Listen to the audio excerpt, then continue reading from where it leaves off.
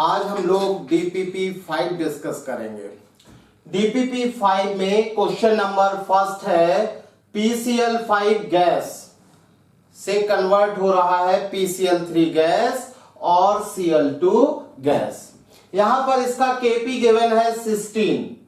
If volume is reduce to half of its original volume, अगर हमने इस gaseous mixture का इक्विलिब्रियम वॉल्यूम रिड्यूस कर दिया है, ओरिजिनल वॉल्यूम का हाफ कर दिया है, मतलब प्रेशर डबल हो जाएगा। तो जब हम वॉल्यूम को हाफ कर देंगे तो value of Kp at the same temperature will be. अभी देखिए, जब हम इक्विलिब्रियम पर वॉल्यूम को रिड्यूस कर देते हैं, मतलब ओरिजिनल वॉल्यूम का हाफ वॉल्यूम कर देंगे, तो क्या होगा? इक्विलिब्रियम हमारा डिस्टर्ब होगा। इक्विलिब्रियम उस डायरेक्शन में शिफ्ट हो जाएगा जहां पर डिस्टरबेंस मिनिमाइज हो, मतलब इक्विलिब्रियम की शिफ्टिंग होगी, लेकिन इक्विलिब्रियम कांस्टेंट चेंज नहीं होगा। Equilibrium constant depends only temperature. Equilibrium constant केवल और केवल टेम्परेचर पर डिपेंड करेगा। यहां पर वॉल्यूम हाफ कर देने पर इक्विलिब्रियम कांस्टेंट चेंज नहीं होगा, क्योंकि टेम्परेचर पहले वाला है। The value of Kp at the same temperature will be, जिस टेम्परेचर पर ये Kp है उसी टेम्परेचर पर Kp की वैल्यू क्या होगी? तो यहां पर देखिए Kp की वैल्यू 16 ही रहेगी। Option C is correct option. Answer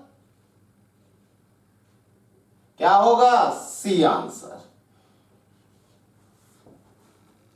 question number 2, यहां पर 3 रिएक्शन गिवन है। A प्लस डी से AD बन रहा है, जिसका equilibrium constant Kc is equal to K1 है। दूसरी रिएक्शन AD प्लस डी से AD2 बन रहा है, जिसका इक्विलिब्रियम कांस्टेंट K2 है। तीसरी रिएक्शन AD2 से D कंबाइन करके AD3 बना रहा है, जिसका इक्विलिब्रियम कांस्टेंट K3 है। अभी आपको तीनों रिएक्शन के एडिशन से जो रिएक्शन बन रही है उसका इक्विलिब्रियम कांस्टेंट K है। तो देखिए इस क्वेश्चन में क्या होगा? A प्लस डी से बन रहा है AD,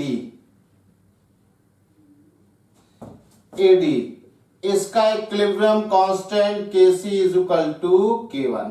दूसरी रिएक्शन AD से D कंबाइन करके बन रहा है AD2, इसका इक्विलिब्रियम कांस्टेंट K2। तीसरी रिएक्शन AD2 से D कंबाइन करके बना रहा है AD3, इसका इक्विलिब्रियम कांस्टेंट है K3। इन तीनों रिएक्शंस को जब हम ऐड करेंगे, ऑन एडिंग, ऐड करने पर, ऑन एडिंग जब इन्हें हम ऐड करेंगे तो देखिए इससे ये कैंसिल हो जाएगा, इससे ये कैंसिल हो जाएगा। क्या बनेगा? A प्लस 3D, इससे बनेगा AD3, और इसका इक्विलिब्रियम कांस्टेंट Kc क्या आएगा?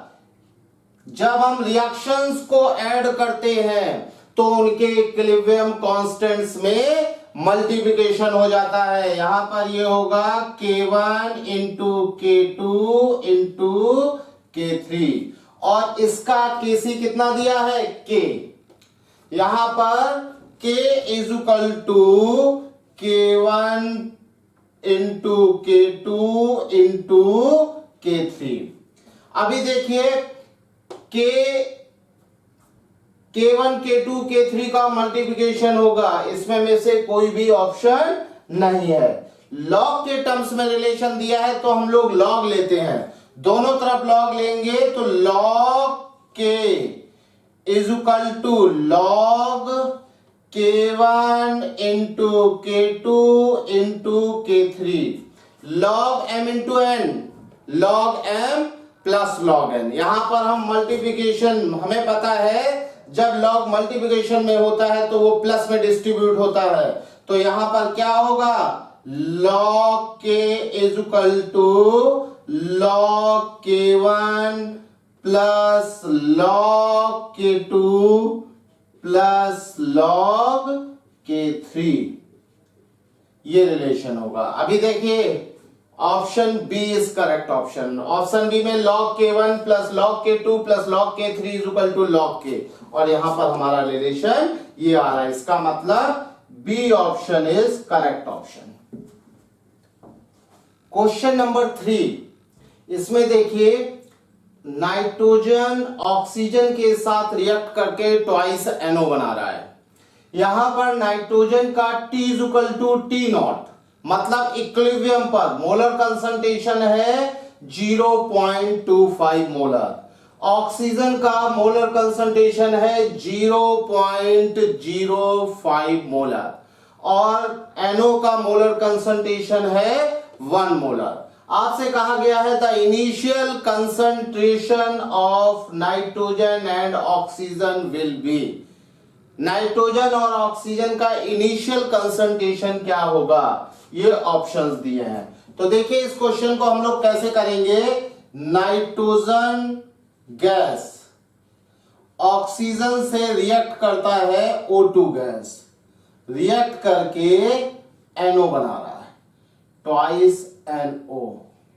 T इक्वल टू 0 पर सपोज ये है A मोलर कंसंट्रेशन और ये है B मोलर, ये क्या है 0। At equilibrium T is equal to T naught पर इसका कितना होगा A माइनस एक्स, ये क्या होगा B माइनस एक्स, ये कितना बनेगा 2x। अभी 2x का वैल्यू कितना दिया है 2x is equal to 1, x कितना आ जाएगा 0.5। अब देखिए b माइनस एक्स कितना दिया है, b माइनस एक्स दिया है, कितना दिया है b minus x is equal to 0.05। यहां से b is equal to 0.05 plus x, x का वैल्यू हम लोग रख देंगे 0.05 प्लस 0.5, ये आ जाएगा 0.55 मोलर। यह है हमारा initial concentration of oxygen 0.55 molar. अभी यहां पर देखिए इसका अमाउंट कितना गिवन है, इसका अमाउंट गिवन है इक्विलिब्रियम पर 0.25। ए क्या हो जाएगा A is equal to 0.25 plus x, x का वैल्यू 0.25 प्लस एक्स 0.5 कितना आएगा 0.75 मोलर। इसका मतलब initially nitrogen is 0.75 molar, oxygen is 0.55 molar. Answer A is correct answer. Question number 4, PCl5 gas decompose हो रही है PCl3 गैस में और Cl2 गैस में। T इक्वल टू 0 पर 1 मोल PCl5 है और 0.0 मोल ये है। वॉल्यूम 5 लीटर है। At equilibrium 0.3 mole of PCl5 is there, मतलब 1 मोल में से 0.7 मोल डिकम्पोज हो गया है। आपको PCl3 का कंसंट्रेशन और Kc बताना है। तो देखिए क्या होगा, PCl5 गैस डिकम्पोज हो रहा है PCl3 गैस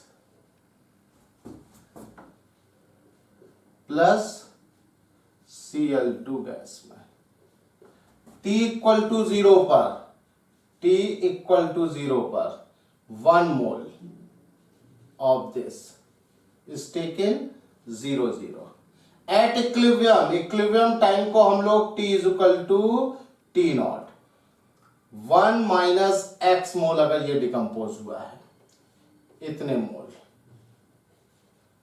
तो ये कितना मोल बनेगा, x मोल ये बनेगा और x मोल ये बनेगा। अभी देखिए इक्विलिब्रियम पर PCl5 कितना बचा है, 0.3 मोल बचा है। इसका मतलब यहां पर इक्विलिब्रियम पर ये बचा हुआ है 0.3 मोल, 0.3 मोल। यहां से x कितना आएगा, x is equal to 1 minus 0.3, 0.7 mole. अभी x का वैल्यू ये होगा तो ये कितना हो जाएगा, 0.7 मोल, 7 मोल, और ये भी 0.7 मोल। ये इक्विलिब्रियम पर है। अभी आपसे पूछा गया है PCl3 एट इक्विलिब्रियम बताइए। तो PCl3 का concentration at equilibrium, PCl3 at equilibrium क्या होगा, mole at equilibrium upon volume, 0.7 upon volume 5 litre, कितना आ जाएगा, 0.14 मोलर, 0.14 मोलर। यहां से देखिए Kc का वैल्यू कितना होगा, Kc इक्विलिब्रियम पर PCl3 का molarity at equilibrium into Cl2 का molarity eight equilibrium upon molarity of PCl5 at equilibrium.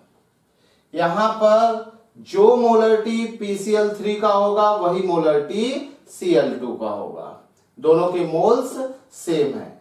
तो यहां पर क्या हो जाएगा, इसका आएगा 0.14 इंटू 0.14। अभी इसका मोलरिटी कितना होगा, 0.3 अपॉन 5, इसका वैल्यू आएगा 49 अपॉन 150। Kc का value 49 upon 150। Option A is correct option. Question number 5, PCl5 gives PCl3 and Cl2। T equal to 0 पर A मोल PCl5 का है और ये 0 है। मोल fraction of PCl3 at equilibrium 0.25 and total pressure is 2 atm। आपको बताना है पार्शियल प्रेशर ऑफ Cl2। तो देखिए यहां पर चूंकि स्टार्टिंग में PCl5 के डिकम्पोजिशन से ही PCl3 और Cl2 दोनों मिल रहे हैं। इसका मतलब जितना मोल फ्रैक्शन PCl3 का होगा इक्विलिब्रियम पर, उतना ही मोल फ्रैक्शन Cl2 का भी होगा। तो mole fraction at equilibrium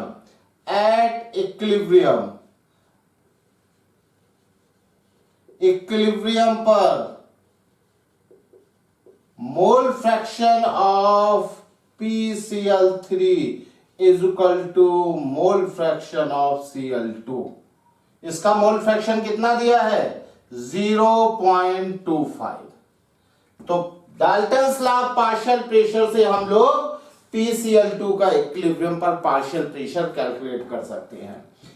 partial pressure of Cl2 eight equilibrium क्या होगा, Dalton's law partial pressure.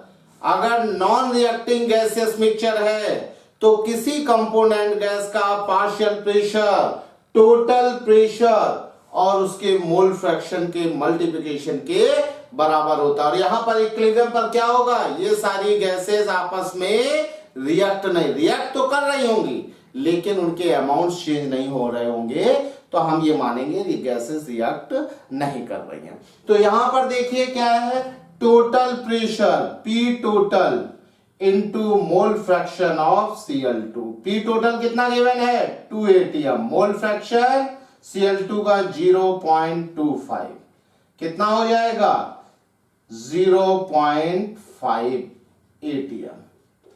Answer C is correct option. यहां पर इक्विलिब्रियम पर PCl3 और Cl2 दोनों के अमाउंट इक्वल होंगे, क्योंकि हमने इनिशियली रिएक्शन को PCl5 से स्टार्ट करवाया है और PCl3 और Cl2 PCl5 के डिकम्पोजिशन से प्रोड्यूस हो रहे हैं।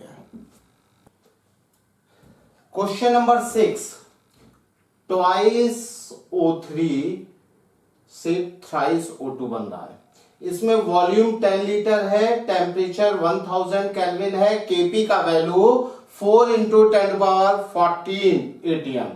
Kp का वैल्यू बहुत ज्यादा है और हम लोगों ने देखा था कि जब इक्विलिब्रियम कांस्टेंट का वैल्यू ज्यादा होगा तो हम लोग क्या कहेंगे कि रिएक्शन में प्रोडक्ट का कंसंट्रेशन बहुत ज्यादा है। यहां पर Kp का वैल्यू बहुत ज्यादा है, 4 इंटू 10⁻14। इसका मतलब ये प्रोडक्ट फेवरेबल रिएक्शन है, मैक्सिमम रिएक्टेंट प्रोडक्ट में कन्वर्ट हो जाएगा, रिएक्टेंट बहुत कम बचेगा, लगभग निग्लिजिबल बचेगा। इसका मतलब क्या है कि इस रिएक्शन में ट्वाइस O3 गैस से थ्राइस O2 3O2 गैस बन रहा है। तो यहां पर eight equilibrium T = T0 time पर, ये इक्विलिब्रियम टाइम है एट इक्विलिब्रियम, इसका हमें नहीं पता है, लेकिन इसका जो प्रेशर होगा वो कितना हो जाएगा, जितना टोटल प्रेशर है। क्यों? क्योंकि इसका प्रेशर इसके कंपैरिजन में नेग्लिजिबल होगा। तो यहां पर इसका प्रेशर हो जाएगा 8 ATM प्रेशर। ऐसा इसलिए है क्योंकि Kp is very high, very high. Kp बहुत ज्यादा है, इसलिए सारा रिएक्टेंट प्रोडक्ट में कन्वर्ट हो जा रहा है और रिएक्टेंट का प्रेशर बहुत कम होगा। तो हमने ये मान लिया कि भाई टोटल प्रेशर केवल O2 की वजह से है, इसकी वजह से जो प्रेशर होगा वो निग्लिजिबल होगा। अभी देखिए, आपको से O3 का प्रेशर इक्विलिब्रियम पर पूछा गया है, Kp इज गिवन, तो Kp क्या होगा, Kp होगा pressure of O2 eight equilibrium upon pressure of O3 at equilibrium. Kp का वैल्यू कितना है, 4 इंटू 10⁻14, और यहां पर इसका वैल्यू, इसका देखिए क्यूब होगा, क्योंकि यहां पे स्टोइकियोमेट्रिक कोफिशिएंट पावर में होंगे और इसका स्क्वायर होगा, तो 8 का क्यूब और प्रेशर ऑफ O3 का स्क्वायर। अभी इसको यहां पर लेके आएंगे, प्रेशर ऑफ O3 का स्क्वायर इज इक्वल टू इसका 8 का क्यूब कितना होगा, 512 अपॉन 4 इंटू 10⁻14। ये कितना आ जाएगा भाई, ये आ जाएगा कैलकुलेट होके, इसे कैलकुलेट कर लेंगे, यहां से pressure of O3 at equilibrium calculate होके आएगा 11.3 इंटू 10⁻⁻7 ATM। अब ये हमारा आंसर बी होगा, answer B is correct option. Question number 7, S plus S2- से बन रहा है S2 इसका इक्विलिब्रियम कांस्टेंट K1 = 12 है। ट्वाइस S प्लस S2- से बन रहा है S3 इसका है K2। अभी आपसे इस रिएक्शन का इक्विलिब्रियम कांस्टेंट पूछा गया है, तो यहां पर देखिए S2 रिएक्टेंट में है, इसे हम रिवर्स कर लेंगे। फर्स्ट रिएक्शन को जब हम रिवर्स करेंगे तो S2 इससे बन रहा है क्या, S प्लस S2- इसका इक्विलिब्रियम कांस्टेंट कितना हो जाएगा, 1/12। जब किसी रिएक्शन को हम रिवर्स करते हैं तो नई रिएक्शन का इक्विलिब्रियम कांस्टेंट पुरानी रिएक्शन के इक्विलिब्रियम कांस्टेंट का रेसिप्रोकल हो जाता है। अभी देखिए second reaction, twice S plus S2 minus, इससे बन रहा है S3 माइनस, इसका इक्विलिब्रियम कांस्टेंट है 132।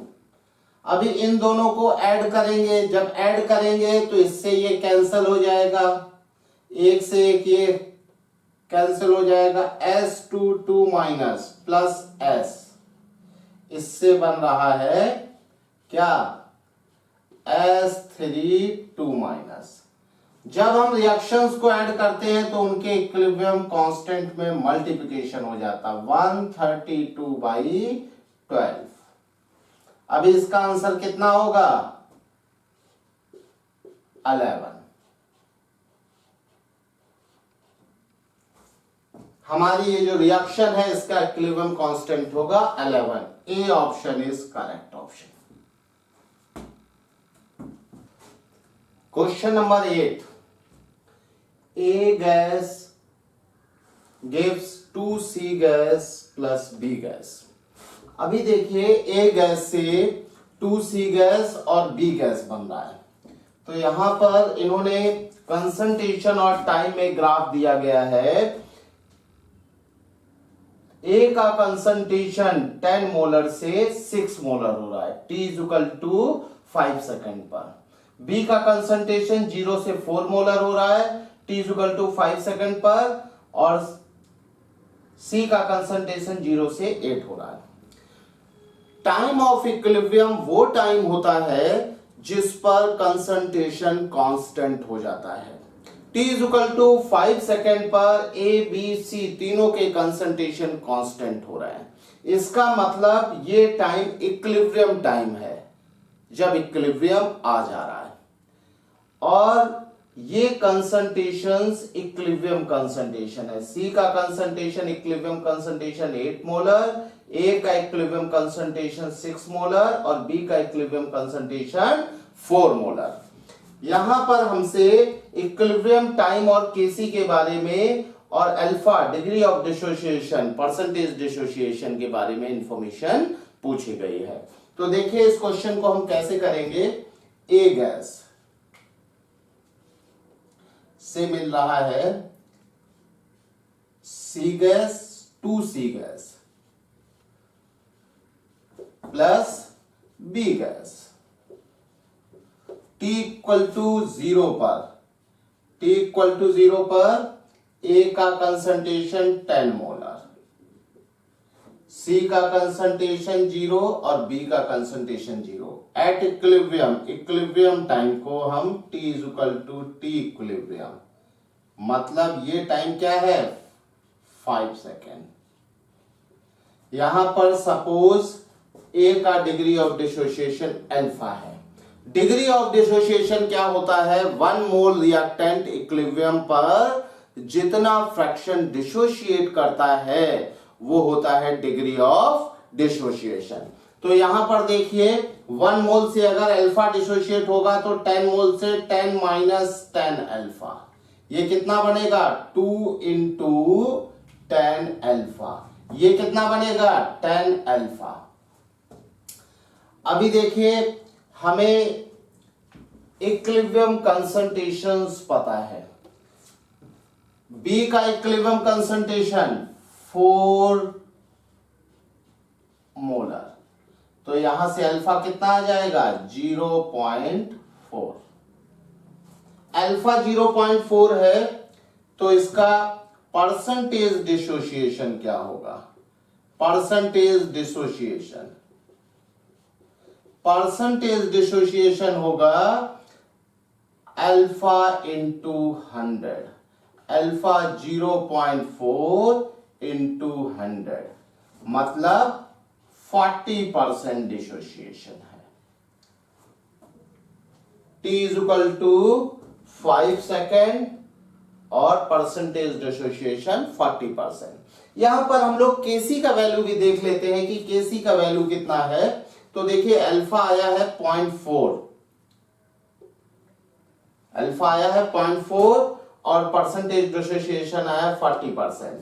अभी देखिए केसी कैसे निकालेंगे। KC is equal to molar concentration of C at equilibrium का square molar concentration of B at equilibrium upon molar concentration of A at equilibrium. कितना हो जाएगा। सी का molar concentration at equilibrium 8 square, B का molar concentration at equilibrium 4, A का molar concentration 6, कितना आएगा 2 3 64 into 2/3 कितना आएगा 128/3। तो देखिए केसी यहां 128 दिया है, ऑप्शन ए करेक्ट नहीं है, ये गलत होगा। बी में देखिए इक्विलिब्रियम टाइम 5 सेकंड, 5 सेकंड पर सभी के कंसंट्रेशन कांस्टेंट हो रहे हैं और वो टाइम जिस पर सभी के कंसंट्रेशन कांस्टेंट होते हैं हम उसे इक्विलिब्रियम टाइम बोलते हैं। तो इक्विलिब्रियम टाइम 5 सेकंड है और परसेंटेज डिसोसिएशन 60%, यहां पर आया है 40%, ये भी गलत है। C option equilibrium time 5 second, percentage dissociation 40%, ये करेक्ट आंसर है।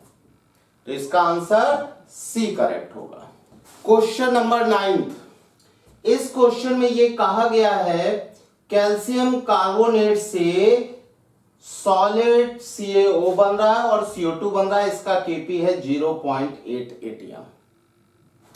A 10 liter container at 300 Kelvin contains CO2 gas at a pressure of 0.2 atm and excess solid CaO. The volume of container is now decreased. What will be the maximum volume of container? यहां पर देखिए question में एक container है, इस container में solid CaO है, ये है CaO solid, calcium oxide solid, और इसमें है CO2 गैस। इस पिस्टन को हम मूव करा सकते हैं।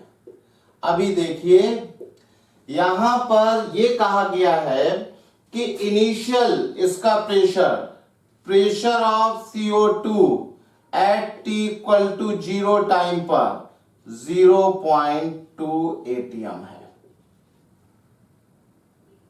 और इनिशियल वॉल्यूम जो है इनिशियल वॉल्यूम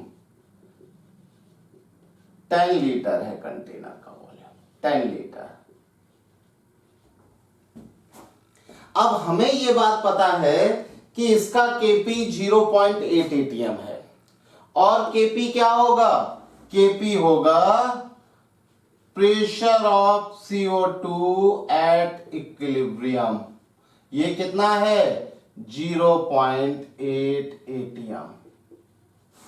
इक्विलिब्रियम पर CO2 का प्रेशर 0.8 atm होगा और अभी प्रेशर कितना है 0.2 atm। इसका मतलब अभी इक्विलिब्रियम नहीं आया है। जब इक्विलिब्रियम नहीं आया है तो CO2 और CaO रिएक्ट नहीं करेंगे। जैसे ही प्रेशर इस प्रेशर से ज्यादा हो जाएगा, इसका मतलब क्या होगा, रिएक्शन बैक करने लगी। क्यों, अगर हम इनिशियल कंडीशन पर रिएक्शन क्वेश्चन देखें Q at T equal to 0 पर देखेंगे तो partial pressure of CO2 at T equal to 0 कितना है 0.2।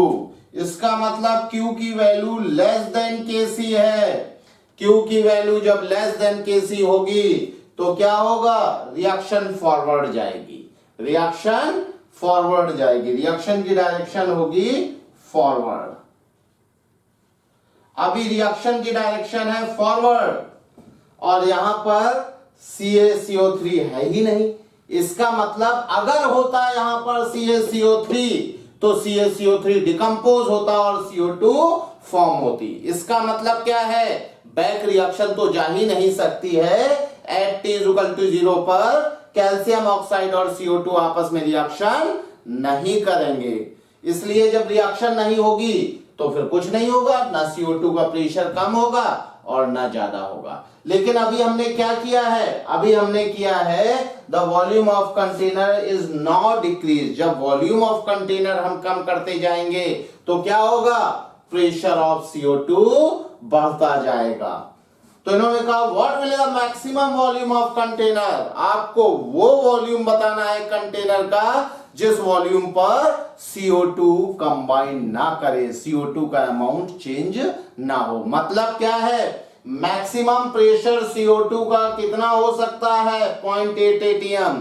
अगर इस प्रेशर से ज्यादा CO2 का प्रेशर हुआ तो CaO और CO2 कंबाइन करके बैक करने लगेंगे, रिएक्शन बैक होने लगेगी। हालांकि ऐसा नहीं है, जब रिएक्शन बैक होगी तो इक्विलिब्रियम जब आएगा तो इक्विलिब्रियम आने पर CO2 का प्रेशर 0.8 atm ही होगा, लेकिन उस वॉल्यूम से कम वॉल्यूम आप चाहे जितना करें, एक ऐसा वॉल्यूम आएगा डिक्रीज करते करते जब CO2 का प्रेशर कितना हो जाएगा, 0.8 atm हो जाएगा। उसके बाद आप कितना भी डिक्रीज कर लेंगे वॉल्यूम, जैसे ही CO2 का प्रेशर बढ़ेगा तो CO2 CaO से कंबाइन करके CaCO3 बना देगी और फिर नया इक्विलिब्रियम आएगा। नया इक्विलिब्रियम पर प्रेशर कितना हो जाएगा, 0.8 atm हो जाएगा। इसका मतलब वॉल्यूम कम करने के बाद कितना भी आप वॉल्यूम कर लेंगे कम, लेकिन CO2 का प्रेशर 0.8 atm से ज्यादा नहीं कर पाएंगे। जो ज्यादा होगा वो कैल्शियम ऑक्साइड से कंबाइन करके रिएक्शन बैक कर देगा और फाइनली इक्विलिब्रियम पर आएगा 0.8 atm। तो आपसे मैक्सिमम वॉल्यूम पूछा गया, what will the maximum volume of container. Container का मैक्सिमम वॉल्यूम क्या होगा, जब क्या हो, जब हमारा CO2 0.8 atm हो, मैक्सिमम वॉल्यूम। तो देखिए इसका मतलब क्या है कि इनिशियल प्रेशर तो हमारा CO2 का कितना दिया है, 0.8 atm। फाइनल प्रेशर कितना होगा, final pressure of CO2, final pressure of CO2 gas का फाइनल प्रेशर कितना होगा, PCO2 एट इक्विलिब्रियम 0.8। हम ये कह सकते हैं कि उस समय हमारा वॉल्यूम मैक्सिमम वॉल्यूम होगा, Vmax होगा जब इक्विलिब्रियम आ जाएगा। डिक्रीज करते करते एक स्टेज ऐसी आएगी जब CO2 का प्रेशर ये हो जाएगा और उस समय हमारा वॉल्यूम मैक्सिमम वॉल्यूम होगा, जबकि हमारी CO2 क्या होगी, CaCO3 में कन्वर्ट नहीं होगी, रिएक्शन बैक नहीं करेगी। तो देखिए टेम्परेचर कांस्टेंट होगा, टेम्परेचर कांस्टेंट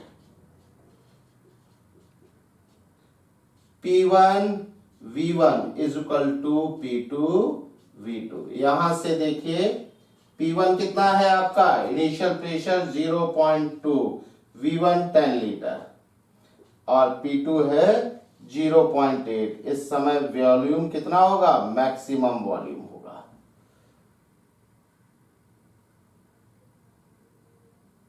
यहां से मैक्सिमम वॉल्यूम Vmax कितना आएगा, 2.5 litre, 2.5 litre. Option B is correct option. Question number 10, LaCl3 solid H2O gas से रिएक्ट कर रहा है in presence of heat, LaClO solid और ट्वाइस HCl गैस बन रहा है। At equilibrium pressure of water is double. Equilibrium पर water के प्रेशर को हमने डबल किया है और आपसे पूछा गया the factor by which HCl is change. यहां पर देखिए जब हम प्रेशर चेंज करेंगे तब इक्विलिब्रियम कांस्टेंट चेंज नहीं होगा। इक्विलिब्रियम कांस्टेंट केवल और केवल टेम्परेचर पर डिपेंड करता है, गैस के प्रेशर, कंसंट्रेशन या फिर कैटलिस्ट पर डिपेंड नहीं करेगा। जो इक्विलिब्रियम कांस्टेंट पहली कंडीशन में होगा वही इक्विलिब्रियम कांस्टेंट वाटर के प्रेशर को डबल करने पर भी होगा। यहां पर देखिए केसी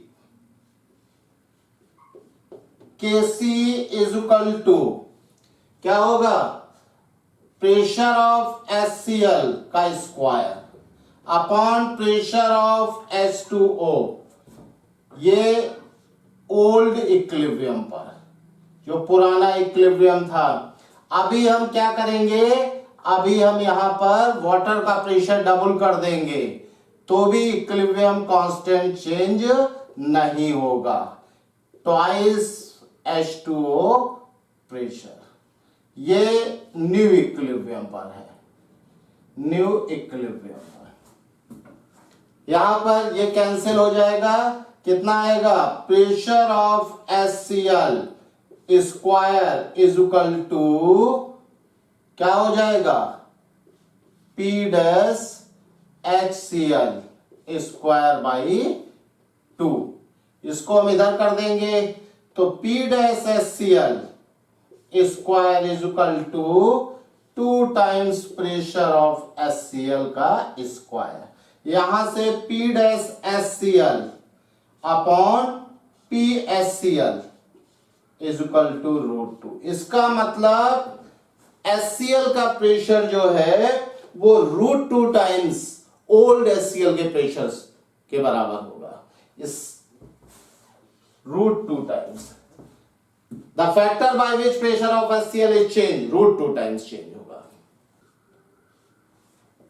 क्वेश्चन नंबर 11, क्वेश्चन नंबर 11 में देखिए, यहां पर एक सिस्टम दिया गया है, वाटर उसके ऊपर वेपर है और कहा गया है neon is added to this system at constant pressure, the amount of liquid water. तो देखिए सबसे पहले हम लोग देखते हैं कि ये वाटर के ऊपर वेपर कैसे कलेक्ट हुई है।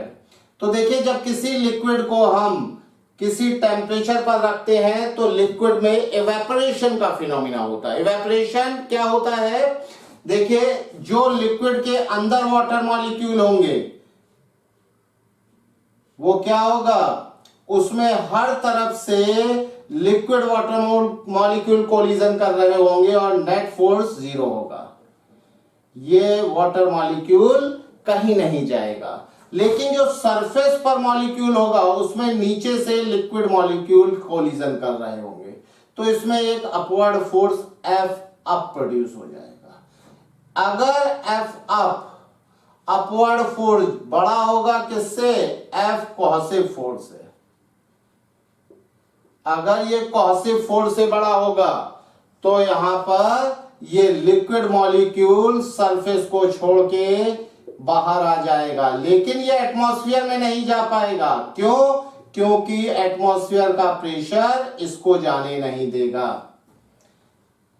एटमॉस्फेयर और लिक्विड सरफेस के बीच में जो गैसियस वाटर मॉलिक्यूल प्रेजेंट होंगे उसको हम बोलेंगे vapour, it is known as vapour. और ये फिनोमिना होगा एवेपोरेशन का। वेपर लिक्विड सरफेस के ऊपर जो प्रेशर एक्सर्ट करेगी उसको हम बोलेंगे vapour pressure.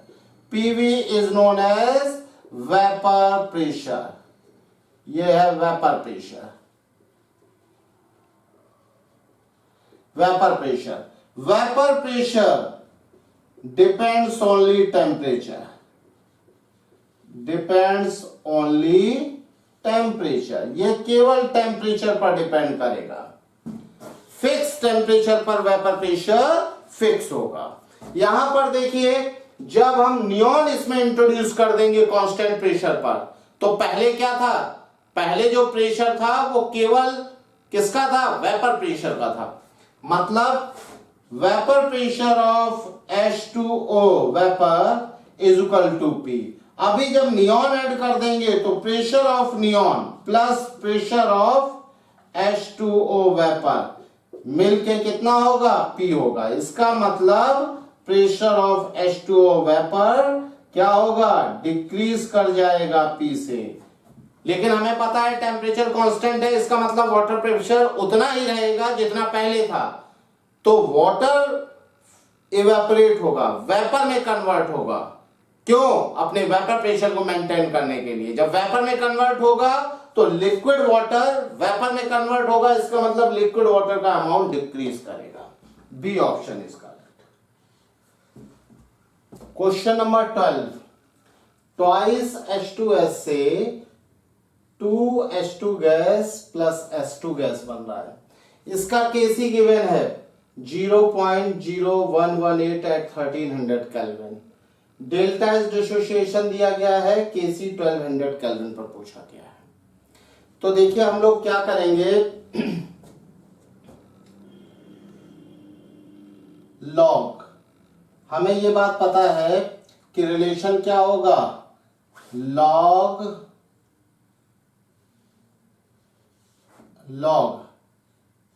KC1 upon KC2 is equal to delta H upon 2.303 R 1 upon जो टेम्परेचर नीचे होगा, जिसका इक्विलिब्रियम कांस्टेंट नीचे होगा, उसको हम पहले लिखेंगे 1 upon T2 minus 1 upon T1।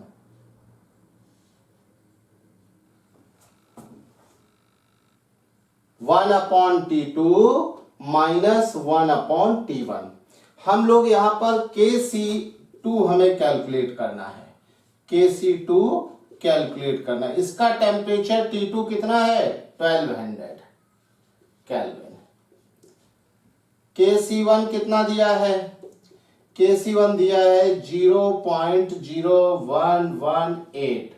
इसका टेम्परेचर T1 है 1300 केल्विन।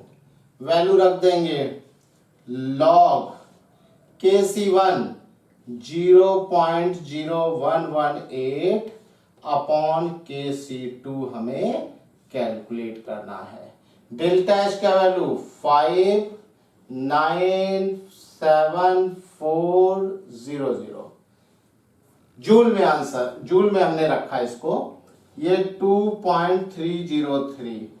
अभी जूल में, आर जूल में 8.314। 1 अपॉन, यहां पर जो नीचे होगा उसकी वैल्यू ऊपर होगी, पहले आएगी 1 अपॉन 1200 माइनस 1 अपॉन 1300। इसको कैलकुलेट करेंगे, कितना आ जाएगा, 597,400 into 100 upon 2.303 into 8.314 into 1200 into 1300। Calculate करेंगे, 0 इससे कैंसिल हो जाएंगे और इसकी वैल्यू आ जाएगी 2। अभी एंटी लॉग लेंगे, 0.0118 upon KC2 is equal to 100। तो यहां से KC2 आ जाएगा, KC2 is equal to 0.0118 into 10 to the power -2। इसका वैल्यू होगा 1.18 into 10 to the power -4। KC2 का वैल्यू क्या होगा, 1.18 इंटू 10 टू द पावर -4।